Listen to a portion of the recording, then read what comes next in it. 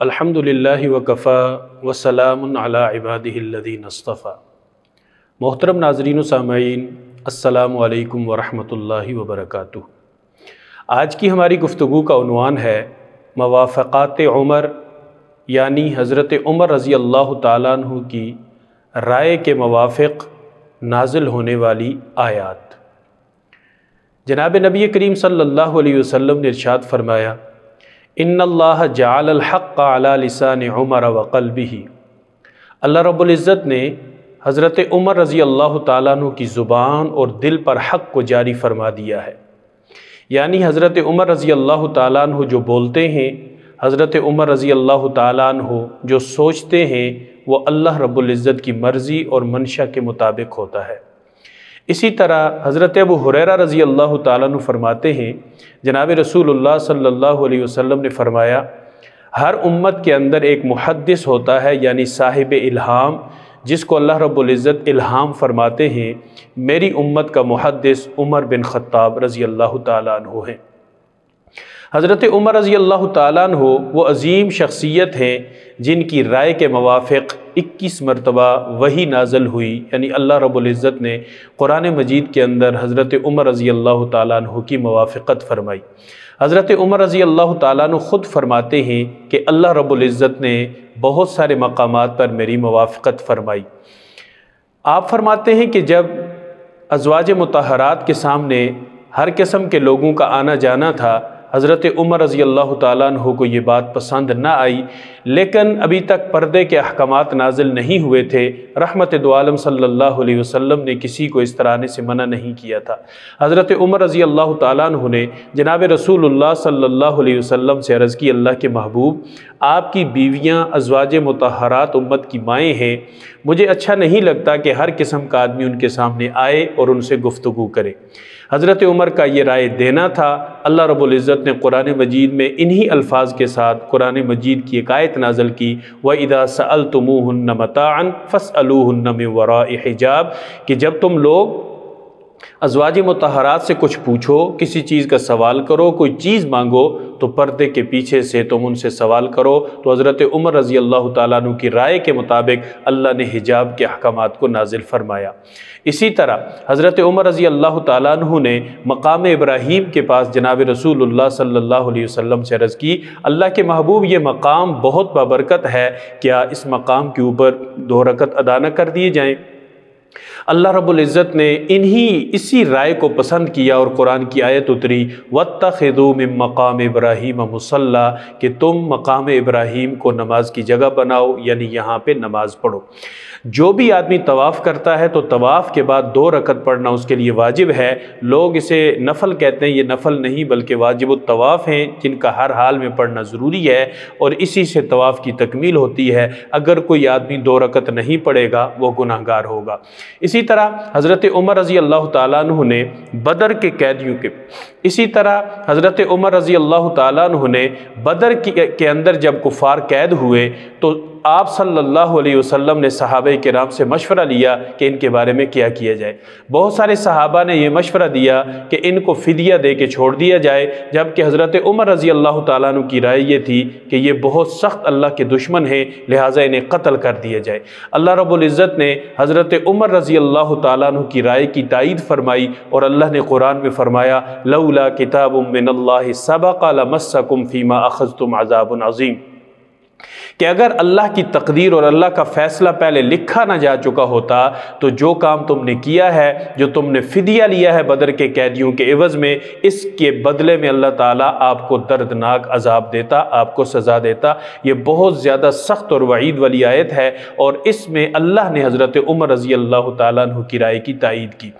اسی طرح چوتھا مقام حضرت ماریہ قبطیہ جو رسول اللہ صلی اللہ علیہ وسلم کی باندی تھی، آپ صلی اللہ علیہ وسلم ان کے پاس جاتے تھے اور ان سے اللہ رب العزت نے آپ کو ایک بیٹا بھی عطا فرمایا۔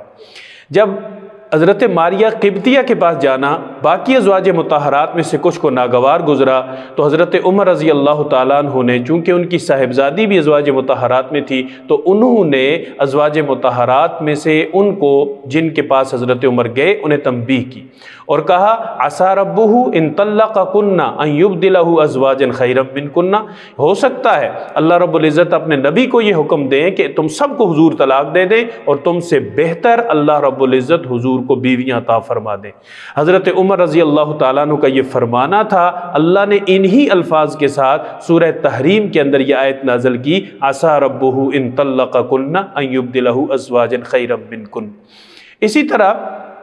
شراب کے بارے میں، جبکہ مدینہ طیبہ میں حرمت سے پہلے شراب کا عام رواج تھا، مسلمان بھی پیتے تھے، دوسرے لوگ بھی پیتے تھے، حضرت عمر رضی اللہ تعالیٰ عنہ کو شراب سے نفرت تھی۔ حضرت عمر رضی اللہ تعالیٰ عنہ حضور کے پاس تشریف لائے اور آ کے پوچھا کہ اللہ کے محبوب شراب کے بارے میں اللہ کا کیا حکم ہے؟ کیا شراب کے بارے میں اللہ کی طرف سے کوئی حکم نازل ہوا؟ تو اللہ نے انہی الفاظ کو قرآن بنا دیا، یسألونک عن الخمر والمیسر قل فیہما اثم کبیر ومنافع للناس، کہ وہ آپ سے شراب کے بارے میں سوال کرتے ہیں اور جوا کے بارے میں سوال کرتے ہیں، آپ کہہ دیجئے کہ یہ بری چیز بھی ہے اور اس میں کچھ نہ کچھ فائدہ بھی ہے صحت کے اعتبار سے۔ تو یہ بری چیز سب سے پہلے اس کو کہا گیا، تو بھی حضرت عمر رضی اللہ تعالیٰ عنہ کے سوال کرنے پر۔ اسی طرح ایک صاحب نے مدینہ طیبہ کے اندر ہی نماز پڑھائی اور نماز انہوں نے غلط پڑھا دی، حضرت عمر رضی اللہ تعالیٰ عنہ کو یہ بات ناگوار گزری تو سیدھا حضور کے پاس گئے کہ اللہ کے محبوب ہمیں شراب کے بارے میں کوئی حکم دیجئے۔ تو اللہ رب العزت نے قرآن مجید کی ایک آیت نازل فرمائی جس میں اللہ رب العزت نے فرمایا یا ایھا الذین آمنوا لا تقربوا الصلاۃ وانتم سکارا، اور اس میں منع کر دیا گیا کہ اے ایمان والو جب تم نشے کی حالت میں ہو تو اس وقت نماز ہرگز نہ پڑھنا کہ کہیں ایسا نہ ہو تم سے غلطی ہو جائے۔ تو شراب کی حرمت کا ایک سٹیپ آگے ہو گیا، یعنی شراب پی کر نماز پڑھنا ممنوع قرار دے دیا گیا، چونکہ یہ ایک ایسی چیز ہے جو فوری طور پہ چھوٹتی نہیں ہے، اس لیے اللہ نے تدریجاً اس کی جو حرمت تھی وہ نازل فرمائی۔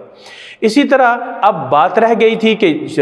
شراب پی کر آدمی عبادت تو نہیں کر سکتا، لیکن شراب کے بارے میں کوئی چیز واضح نہیں ہو رہی تھی، تو حضرت عمر رضی اللہ تعالیٰ عنہ نے دعا فرمائی اے اللہ شراب اور جوئے کے بارے میں ہمیں کوئی بالکل واضح قسم کا حکم عطا فرما دے۔ اللہ رب العزت نے قرآن کی آیت اتاری جو حضرت عمر رضی اللہ تعالیٰ عنہ کی دعا پہ تھی، یا ایھا الذین آمنوا انما الخمر والمیسر والانصاب والازلام رجس من عمل الشیطان فجتنبو کہہ کر اللہ نے شراب اور جوئے کو ہمیشہ کے لیے حرام قرار دے دیا۔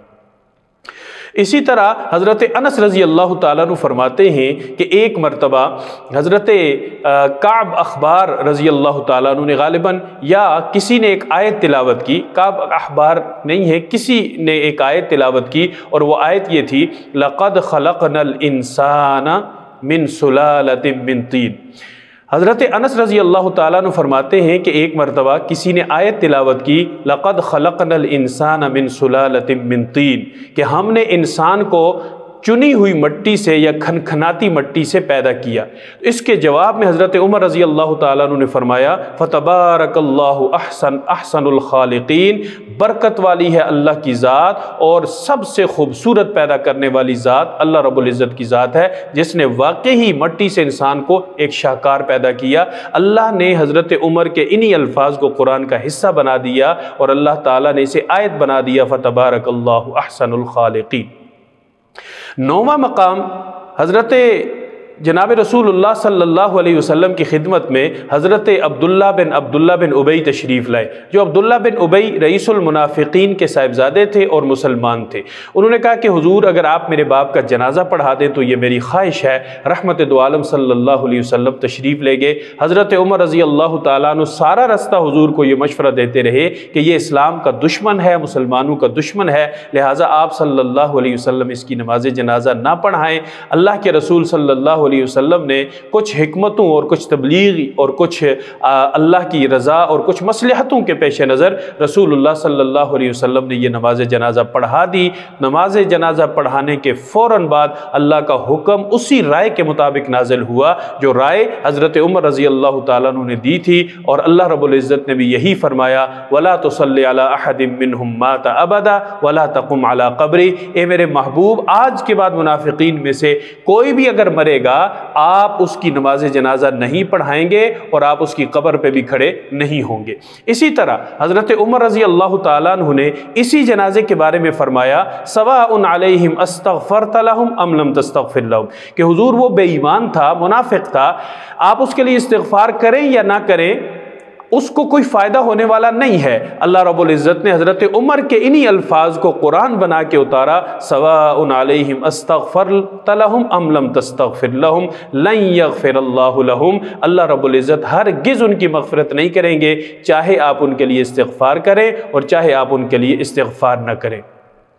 اسی طرح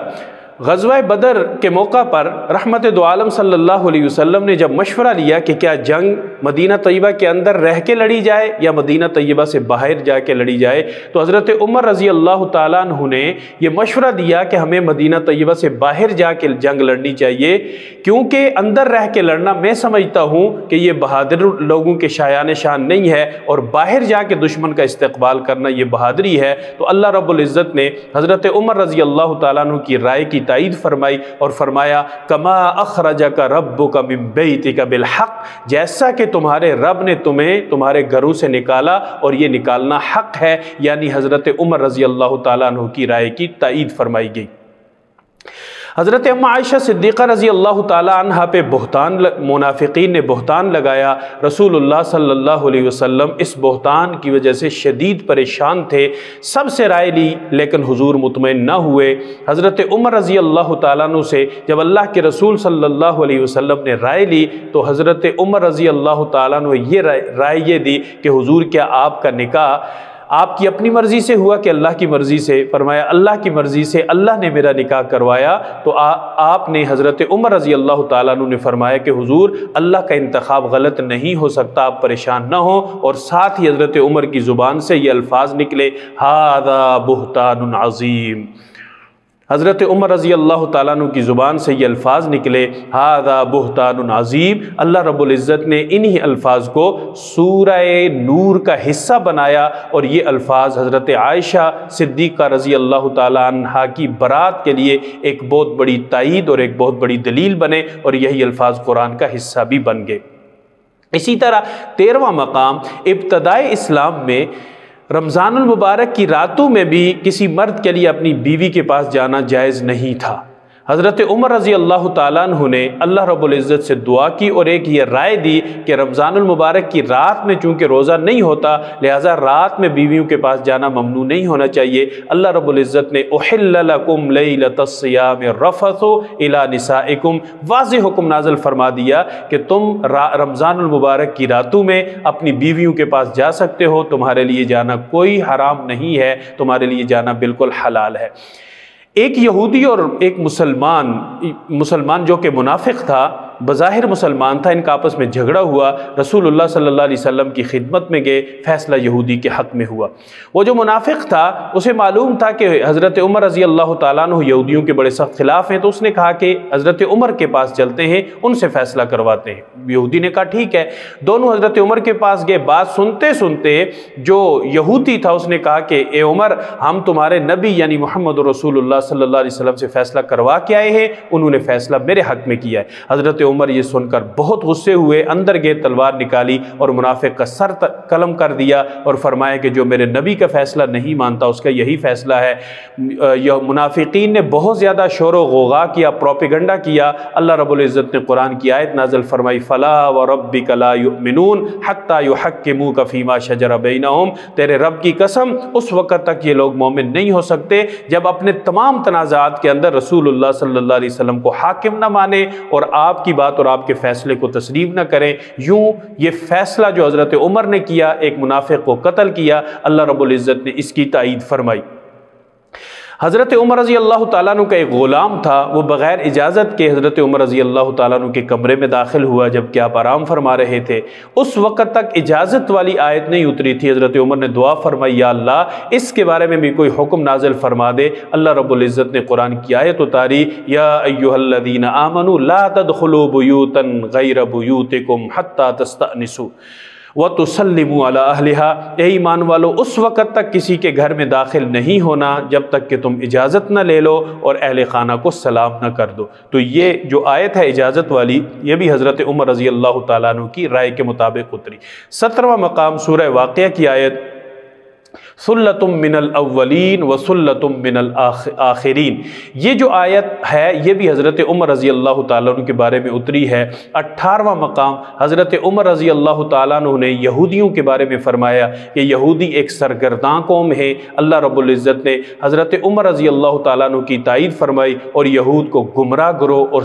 سرگرداں قسم کا گروہ قرار دیا، جو کہ وہ میدان تیہ کے اندر سرگرداں رہے اور ایک عرصے تک وہاں پہ گھومتے رہے۔ اسی طرح قرآن مجید کی آیت 19واں مقام سورہ نور کی آیت تھی، الشیخ والشیخۃ اذا زنیا فرجموہما نکالا من اللہ۔ حضرت عمر رضی اللہ تعالیٰ عنہ کی رائے پر اللہ تعالیٰ نے اس آیت کو منسوخ کیا اور اس کی جگہ پہ الزانیۃ والزانی فاجلدوا کل واحد منہما مئۃ جلدہ یہ آیت کریمہ نازل فرمائی۔